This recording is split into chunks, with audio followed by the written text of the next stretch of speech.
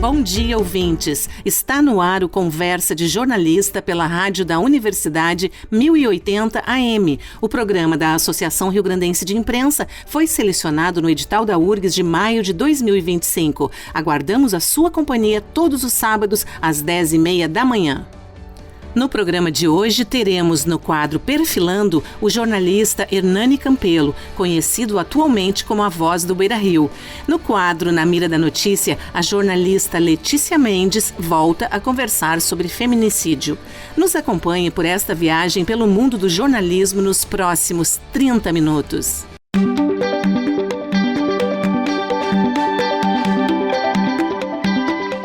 Perfilando, com Tamara Costa Pereira e Kátia Hoffmann. Entrevistado, Hernani Campelo. Olá, ouvintes! Hoje eu e a Kátia Hoffmann temos a alegria de receber uma das vozes conhecidas do rádio esportivo e da crônica gaúcha, Hernani de Lourenço Campelo, o Montanha. Com uma trajetória que começou nos anos 80, passando por emissoras marcantes como a Guaíba, Bandeirantes, Ipanema FM e atualmente atuando na comunicação do Esporte Clube Internacional. Montanha é muito mais que um comunicador, é também cronista, gestor, apresentador e uma referência quando o assunto é paixão pelo esporte e compromisso com a comunicação. Seja muito bem-vindo, Montanha. Pô, que chique, muito obrigado. Ficou chique esse lead, essa abertura, obrigado. Eu e a Kátia recebemos bem. Obrigado, Tamara, obrigado, Kátia. Muito legal estar aqui no programa nosso, né, dos jornalistas da nossa querida e tão importante Ari. E aqui é o estúdio Enio Hockenbach, também uma homenagem a um grande jornalista, um grande colega, né, que nos deixou há um tempo atrás. Montanha, tu és catarinense? Há essa dúvida? Não, nascido em Porto Alegre. Eu me formei na Unisul, em Tubarão, em jornalismo. O jornalismo eu iniciei em 89 na Unicinos, no início de 89. E aí, no final de 94, início de 95, eu trabalhava no departamento de jornalismo da Rádio Guaíba como produtor dos programas Guaíba Rural e Jornal da Tarde, que era apresentado pelo Joabel Pereira. Joabel Pereira, querido colega. E nisso surge um convite. Eu tinha feito um curso de extensão na Unicinos de jornalismo esportivo com o Flávio Dutra e o Nando Gross. E o Flávio Dutra aí me indicou para o Davi Coimbra, que era um dos diretores de jornalismo da Rádio Eldorado de Criciúma.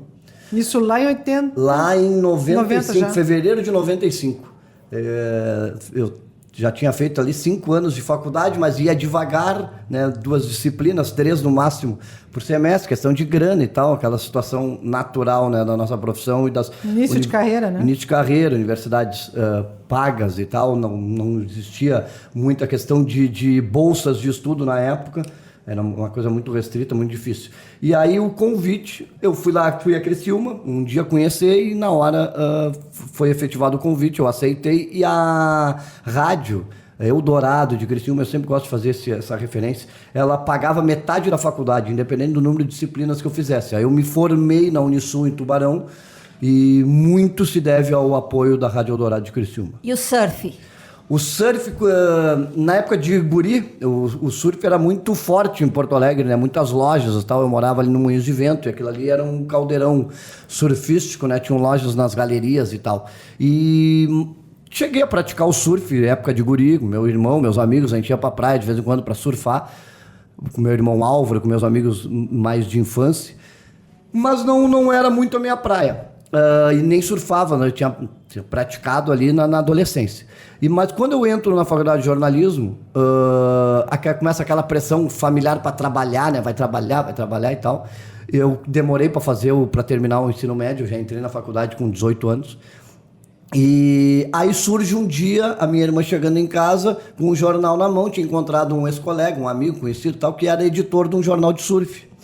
O Cabeça Craco Paiva, grande craco, mora em Tramandaí hoje. E era o jornal Vertical, que era um jornal de surf e skate, que foi a sequência da histórica revista Costa Sul, a primeira revista mensal de surf fora do eixo Rio-São Paulo, que era aqui do Rio Grande do Sul. E aí, quando a Costa Sul parou, os rapazes que trabalhavam na revista fizeram uma espécie de cooperativa e criaram o jornal Vertical. E vários me conheciam. Esse tinha sido colega da minha irmã, um outro também da minha irmã. Tinham 2 que me conheciam da época do colégio. E aí quando a minha irmã disse para eu ir lá, eu fui lá bater na porta, conversar com eles, e aí quando eu entro, inclusive o meu apelido de Montanha, que surgiu no colégio, ele estava em desuso, ele não seguiu, não vingou na época, e aí quando eu abro a porta, um ex-colega do colégio, logo me chama de Montanha, e aí ali eu já comecei a trabalhar no outro dia no jornal, na redação. O Craco foi meu primeiro mestre assim, na escrita, o cara que escreve muito bem. E ali voltou o apelido Montanha, e aí da redação do Vertical acabou surgindo o convite para eu trabalhar na Ipanema FM para produzir o Surf About, que depois eu viro o apresentador, e aí eu fazia o Boletim das Ondas e tal, e aí vem toda a história do surf, que foi muito importante no meu início de carreira. E como é a experiência de ser o locutor oficial do Beira-Rio? Um presente de Deus na minha vida. O Inter é algo muito forte na família De Lorenzi, né? Desde os primórdios, o Inter sempre teve algum De Lorenzi ligado ao clube. E a minha família toda é muito ligada ao Inter. O meu avô, Hernani De Lorenzi, que foi árbitro de futebol, apitou Grenal, foi dirigente do Cruzeiro, do amado Esporte Clube Cruzeiro, também ligado ao Inter, foi vice-presidente da Federação Gaúcha de Futebol. Então, o futebol é muito forte na família De Lorenzi, né? Meu primo, que é o Lisca, treinador de futebol, aí, consagrado hoje no cenário nacional, o vô dele jogou no Inter, foi goleiro do rolo compressor, enfim. Então, o Inter é algo familiar, né? O futebol, o Inter, principalmente a dupla Inter-Cruz, né? Inter e Cruzeiro é algo desde a minha infância. E, cara, sou colorado epidermicamente falando, né? Algo, assim, muito forte para mim, né? E tanto que a minha filha foi batizada no Beira-Rio, né? A festa de batismo dela foi no pátio do Beira-Rio. E a Ana Carolina. E, cara, aí lá pelas tantas, ir trabalhar, porque eu trabalhei no Inter em 94, como no departamento de marketing. Eu fui o primeiro assessor de imprensa de um clube de futebol em Porto Alegre. Essa história é legal. Na época já se falava em profissionalização no futebol, e o presidente então da época, Pedro Paulo Zacchia, contratou o Roberto Pintaúdi, querido publicitário gaúcho, foi presidente da ARP, o Pintaúdi para ser o gerente de marketing. E aí o Pintaúdi leva 2 assessores com ele, um para cuidar da área de assessoria de imprensa, que não existia, que fui eu, e um outro colega, o Eduardo Santos, para cuidar da área de shows e tal, e buscar espetáculos para o Gigantinho. Isso em janeiro de 94. E eu sempre tive vontade de voltar a trabalhar no Inter. Trabalhei um ano, sempre tive, né? E depois tive a carreira como repórter esportivo em Criciúma, na Guaíba, 20 anos viajando aí, Brasil e muitos países transmitindo futebol, mas tinha o desejo de voltar a trabalhar no Inter. Em 2017 veio esse convite, e tô desde 2017 na comunicação do Inter, apresento programa, narro jogos e tal, mas em 2023... creio que foi em abril de 23, veio o convite para ser também o locutor do Beira-Rio, que é um presente, né? O que muda na comunicação direta com a torcida? Há essa comunicação mesmo, né? É outra função, né? São papéis diferentes, né? Eu queria que tu explicasse bem isso, assim, essa distinção. Cara. A nossa profissão tem várias distinções, né? Narrar um jogo de futebol é totalmente diferente de comentar um jogo de futebol ou de fazer reportagem no jogo de futebol. São funções bem diferentes dentro da mesma jornada esportiva. A locução de um estádio, ela deixa de ser jornalismo para ser mais uma locução, uma ambientação do espetáculo, né? Mais entretenimento. Só que no futebol especificamente tem muitas regras, né? A gente fica muito restrito ao regramento. Então tem o campeonato da Libertadores, por exemplo, tem o regulamento da Conmebol, no Brasileiro e Copa do Brasil tem o regulamento da CBF, no Campeonato Gaúcho o regulamento da Federação. E o locutor tem limites bem estabelecidos. Além disso, tem as questões de roteiro comercial, as questões de operação de jogo e tal. E que momento que entra essa figura? Eu não acompanho muito futebol, mas eu não lembro de ter... Sempre houve essa comunicação com a torcida? Sempre houve. No início do Beira-Rio, em 1969, já tinha locutor, né? E grandes radialistas do passado, inclusive, foram locutores do Beira-Rio. E daí essa coisa de anunciar a escalação, como é que é? O que é esse papel? Faz o serviço de jogo, né? Se tem alguma ocorrência no estádio, por exemplo. Aí durante o jogo, né? Antes o jogo, a escalação, a arbitragem, time visitante, as substituições durante o jogo e algum serviço eventualmente que necessite. Além de toda a parte hoje em dia que tem, tudo que é estádio, a parte do roteiro comercial. Ah, sim. E há momento para vaias e aplausos? Não, o locutor, ele, a gente tenta, acho que todos os locutores tentam fazer isso, tentam ambientar a locução para o time da casa. Eu sou locutor do Internacional. É claro que eu puxo pro time da casa, pro Internacional. A locução da escalação do Inter é diferente da locução do adversário. Mas o locutor do estádio, para as entidades organizadoras, promotoras do futebol, o locutor deveria ser neutro. Então tem uma diferença entre a questão teórica da neutralidade e a questão que o locutor é identificado com o clube e é do clube, né? Então a gente sempre trabalha nessa linha muito tênue para puxar, para fazer uma locução de animar o torcedor, mas dentro do regramento, sem ferir os regulamentos. A conversa está ótima, mas o tempo é curto. Então, Hernani Campelo, a gente te convida para voltar e participar do outro quadro do programa, Na Mira da Notícia.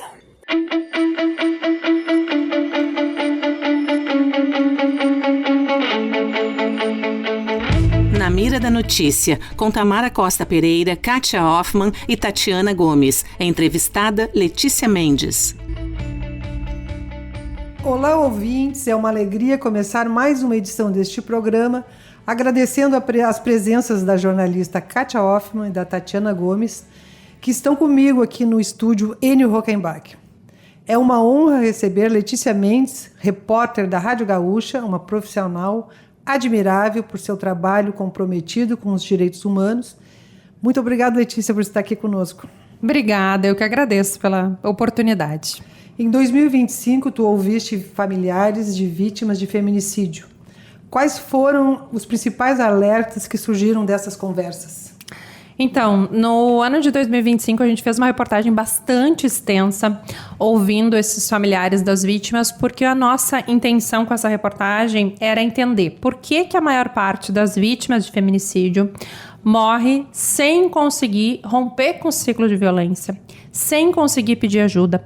A imensa maioria morre sem ter conseguido fazer um registro de ocorrência, muito menos conseguido uma medida protetiva, né? Então, a minha ideia era tentar entender com as pessoas do ciclo dessa mulher, o que aconteceu? Por que essa mulher não rompeu com esse ciclo? Então, a gente conseguiu mapear alguns aspectos que fazem com que a mulher realmente não consiga sair dessa violência. A gente fala de aspectos mais psicológicos, dessa mulher que, infelizmente, passa por uma certa relativização dessa violência, né? Um relacionamento que inicia, claro, como um relacionamento afetivo, né? Que ela tem um vínculo com este homem que é um agressor, mas que ela muitas vezes não o percebe assim. Ela acredita que ele pode mudar. Ela muitas vezes ela não acredita que ela vai morrer. Isso é um fato, eu diria que isso é um fator que acontece com todas as vítimas, né? Ou 90% dessas vítimas. Ela não acredita que ele vai matá-la, né? Porque eles tinham uma história de amor antes disso, né? Que, na verdade, era uma história de poder, né? De propriedade, de como ele havia como posse. Mas a gente percebe também a questão de filhos. Muitas vezes essa mulher tem receio de quebrar esse vínculo entre o pai e as crianças, né? Porque diz, ele é agressivo comigo, mas ele é um bom pai. Muitas vezes este homem, no círculo de amizades mesmo, é visto assim, não, mas ele é uma ótima pessoa, ele é trabalhador.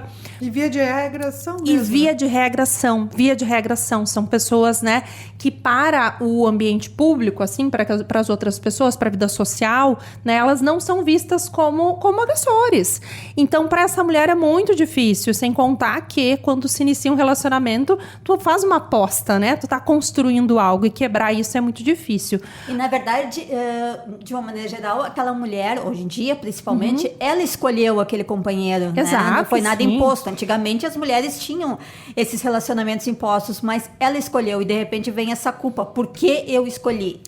A culpa, que bom que tu citou essa palavra, porque culpa é presente em todos os casos. A mulher, ela se culpa porque o homem a bate, ela se culpa porque ela fez alguma coisa que provocou isso, ela tá sempre se culpando. Isso é uma constante nesses relacionamentos. Ela acredita sempre que ela é culpada pelo filho que vai ficar longe do pai, ela é culpada por tudo, né? E acaba sendo, acho que se sentindo culpada até por morrer, parece, né? Então, é um ciclo muito difícil de ser quebrado, mas claro que a gente também tem que olhar para um outro aspecto. Muitas vezes essas mulheres não se sentem protegidas, não se sentem encorajadas a ir buscar ajuda, porque olham e pensam, eu vou buscar ajuda, eu vou registrar uma ocorrência, eu vou ter uma medida protetiva, mas elas não conseguem perceber na prática isso, né? O que acontece depois? A gente sabe que sim, o Rio Grande do Sul tem um número imenso de medidas protetivas que são deferidas pelo judiciário e que em muitos casos são efetivas. Mas nem sempre a mulher consegue vislumbrar isso na vida dela, né?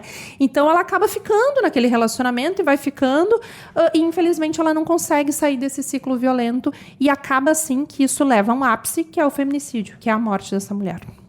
E que sinais costumam anteceder o feminicídio e como a sociedade pode estar mais atenta a eles? Tem alguns sinais que são, acho bem claros, assim. Por exemplo, o homem que persegue a mulher, que controla muito a vida dessa mulher. Aquele homem que abandona a própria vida, a própria rotina, por exemplo. Ela vai para o trabalho, ele vai lá, ele vai passar na frente do trabalho dela. Um fator preponderante é o homem que não aceita o término do relacionamento. Claro que no início do relacionamento tem outros, né? Que é, por exemplo, o love bombing, que se chama, que é o homem que no início ele é maravilhoso, só existe aquela mulher. Se ele só te enxerga na frente dele, corra, eu já diria. Corra no começo, né? Porque assim, isso não é amor, gente. É carência, é outra falta. Né? Exatamente. Então, assim, tem essa característica desse amor avassalador, essa coisa absurda, né? Então, tome muito cuidado com isso. E talvez o momento de sair seja no início. Depois é mais difícil, né? O controle. O homem que quer controlar o celular da mulher. Quebrar algum objeto. Quebrar algum objeto é um sinal de alerta forte. Falha nos mecanismos de proteção e denúncia para as mulheres. Acho que um dos nossos principais problemas é uma rede que não se articula bem, né? A gente tem... Nos municípios maiores, eu diria, por exemplo, aqui em Porto Alegre, por exemplo, a gente até tem alguns organismos mais organizados, né? A gente tem, de certa forma, todas as estruturas presentes aqui, pelo menos, né?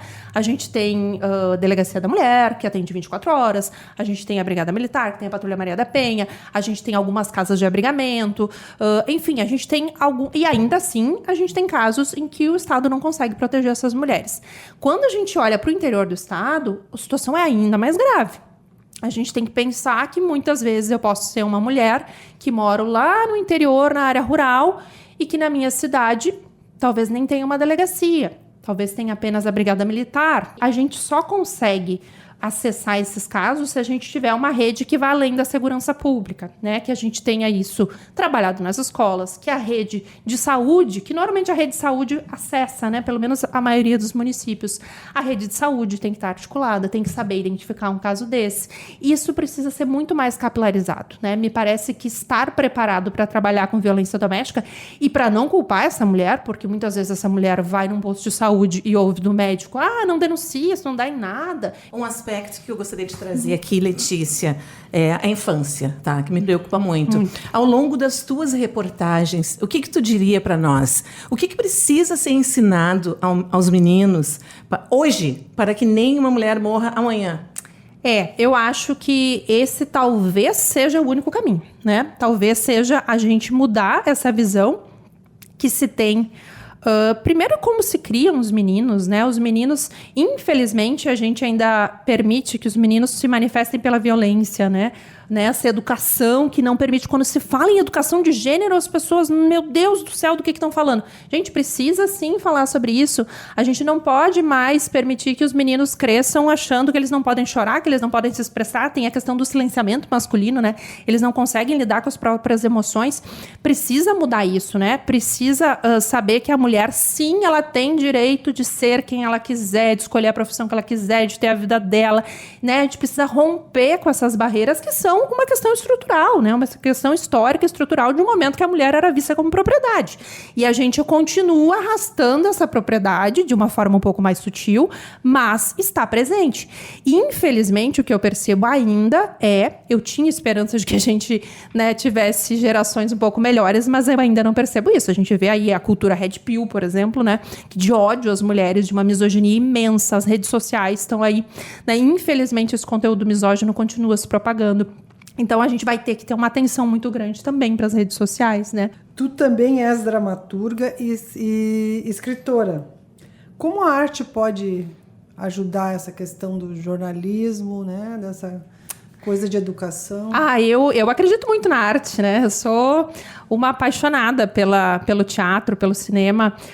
Eu acho que a arte, ela consegue uma coisa que talvez muitas vezes no jornalismo a gente até tenta, mas a gente não consegue com tanta facilidade, que é alcançar as pessoas, sensibilizando as pessoas, né? Fazendo com que elas embarquem naquela história, que a gente realmente consiga compreender a história do outro. Muitas vezes a gente é muito reativo, né? A gente não quer ouvir o outro, não quer saber, só quer julgar. Então, assim, a arte te permite, né, isso, né? Te permite se sensibilizar. E aí a gente pode contar muitas histórias. O ano passado a gente lançou lá em Rio Pardo, eu sou natural de Rio Pardo, e a gente continua tendo uma atividade muito forte de teatro em Rio Pardo. A gente tem uma companhia lá que se chama Andarilhos Companhia Teatral. E o ano passado a gente lançou uma peça lá que se chama Casa dos Fundos, que é uma peça feita só por mulheres, né? Que conta histórias de gerações de mulheres que vão passando por muitas questões de gênero, passam por violências, mulheres da mesma família, assim, que vão passando até a gente ver uma que chega no presente. E é muito bacana tu ver que as pessoas, elas estavam discutindo gênero, a plateia, mas a plateia estava muito embarcada e saiu de lá, assim, imbuída daquele tema, entende? Que muitas vezes com jornalismo a gente tem dificuldade, porque as pessoas dizem, parem de falar disso, vocês só falam disso, tem uma reatividade, né? E a arte te permite sensibilizar. Então, eu acredito muito na arte como caminho. Sem dúvida. Letícia, tens que voltar mais vezes, a Tatiana Gomes, a Kátia Hoffmann. Estaremos aqui te esperando para ouvir mais essas histórias, né? De quem conta a realidade dura, né? Às vezes bem dramática. Muito obrigada. Obrigada, gente. Eu agradeço demais pelo espaço. É muito bom estar aqui falando desse tema com vocês. Obrigada e parabéns pelo trabalho. Obrigada. E antes da gente continuar, vale lembrar que no dia 7 de março tem o painel Jornalistas Inspiradoras, com o tema Violência e as Jornalistas Mulheres. O evento será no Salão Nobre da Associação Rio Grandense de Imprensa, ARI, com as painelistas Manuela Borges e Fabiana Reynolds, com mediação de Cláudia Coutinho, primeira vice-presidente da ARI. A correspondente internacional Mônica Cabanhas, diretamente de Genebra, fala sobre seu credenciamento na ONU e os dilemas das organizações internacionais no governo Trump.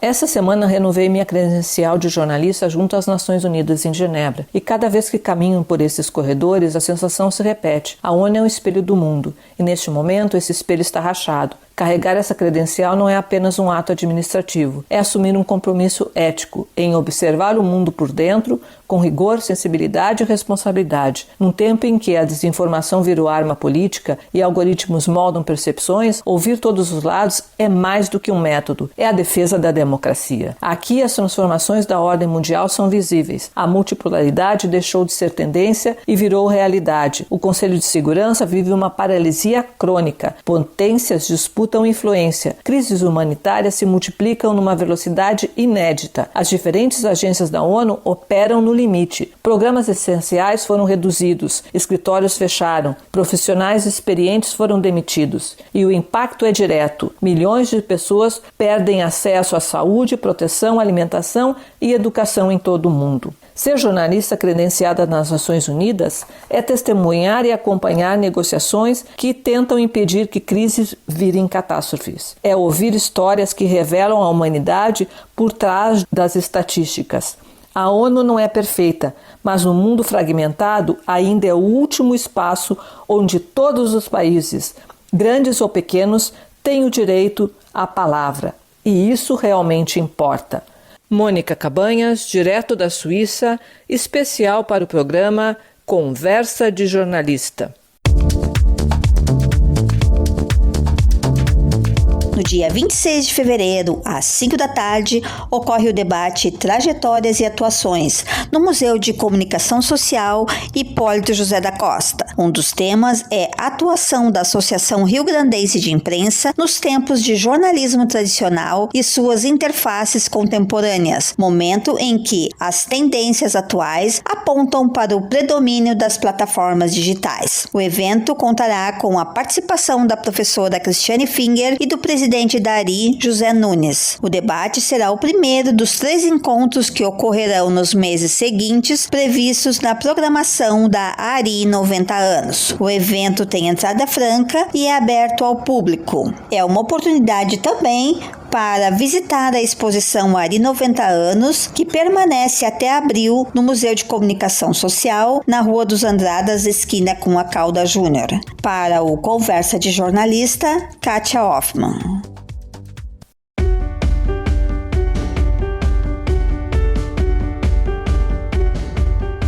Quem está aí no estúdio hoje contigo, Tamara? Hoje eu estou no estúdio com a Andréa Fontana, que vai nos contar uma história que ela viveu como chefe de redação. Isso, editora-chefe em Santa Maria. Em Santa Maria, no... Diário de Santa Maria. Diário de Santa Maria. Exatamente. Conta aí, Andréa. Então, eu fui editora-chefe do Diário de Santa Maria de 2006 a 2015. E em 2004 eu conheci meu marido, a gente foi morar junto, depois nos casamos e eu queria ter um filho. Meu marido a gente fez fertilização in vitro porque meu marido tinha 4 filhos do primeiro casamento e tinha vasectomia. Então fizemos fertilização in vitro. E eu sempre organizando, né, a gestora, mas qual é o momento que eu posso ter filho, que não vou atrapalhar tanto, onde é que a redação está pronta? Então era tudo assim casado. E aí engravidei em 2012 e a minha filha nasceu dia 16 de janeiro de 2013. O incêndio na Boate Kiss foi em 27 de janeiro de 2013. Então, minha filha tinha 11 dias. Eu era uma mãe recente. Fresca. Então, primeiro, eu queria contar que, para mim, foi muito difícil estar fora no principal momento, assim, que eu considerava o momento em que eu mais poderia ajudar. Foi muito, muito difícil. Mas, em compensação, teve um monte de coisas bonitas, porque eu consegui... as pessoas conversavam muito comigo e eu conseguia ser quase uma rede de apoio de quem não estava lá dentro, não estava vivendo toda aquela tragédia, mas conseguia ajudar alguns colegas, né? A gente contou com muita ajuda mesmo. E a cidade precisava. Então, e a gente transformou, assim, sabia que aquela dor precisava se transformar. E junto com a Universidade Franciscana, a irmã Irani Ruplo lá, nos chamou para dizer, eu acho que a RBS precisa ajudar num movimento, em algum momento, de como é que a gente transforma essa dor, como muitos países já viveram, em algo que tenha significado, numa lembrança. Uma coisa coletiva, né? Uma coisa coletiva. A cidade viveu um velório 1 ano, pelo menos, assim, uma coisa muito, muito profunda, né? E claro, tinha toda a sensibilidade do tema. E aí a gente decidiu, quando eu voltei, eu sentei com o Neymar, que também já faleceu, o Neymar Bechori, a gente fez uma pesquisa para saber o que a cidade queria daquilo. Porque a gente tinha, quando eu cheguei, havia algumas ideias, mas a gente tem que saber o que a comunidade quer, o que faz sentido para a comunidade. Então, a gente criou, junto com 40 entidades, empresas locais lá, duas coisas. Um evento que chamava-se Dia do Acolhimento, que era um dia que ainda existe, depois foi assumido pela prefeitura até, que era um dia para a cidade acolher quem vem de fora. É uma cidade de universitários, tem 19 unidades militares, então tem bastante trânsito, tem muito serviço público. O Dia do Acolhimento ainda acontece. E a gente criou uma campanha chamada Santa Maria Somos Nós, que contava histórias, como a gente está contando aqui, de pessoas que... Toda história de pessoa rende um livro, né? Sim. E de gente que dava muito orgulho para a cidade. Então, eu acho que, assim, de toda aquela dor, de todo aquele momento difícil, né, ainda duro, assim, quando a gente para pensar, mas também floresceu um monte de flores, né? Um monte de coisas bonitas também. É um projeto bonito que pode ser replicado em outras situações, né? Exato. Às vezes a pior crise também é uma oportunidade, né? De apoiar, de realmente um dia do acolhimento. Dia do acolhimento. Bonita. Obrigada, Andréia. Imagina, eu que agradeço.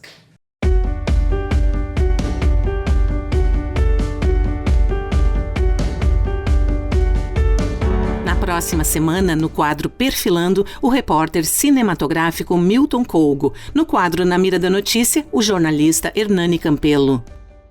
Você ouviu o Conversa de Jornalista pela rádio da Universidade 1080 AM. O programa da Associação Rio-Grandense de Imprensa foi selecionado no edital da URGS de 2025. Na produção, Tamara Costa Pereira, Kátia Hoffmann, Cláudia Vasconcelos, Tatiana Gomes e Wilson Romero. Na técnica, Guilherme Lima. Conversa de Jornalista todos os sábados às 10h30 da manhã.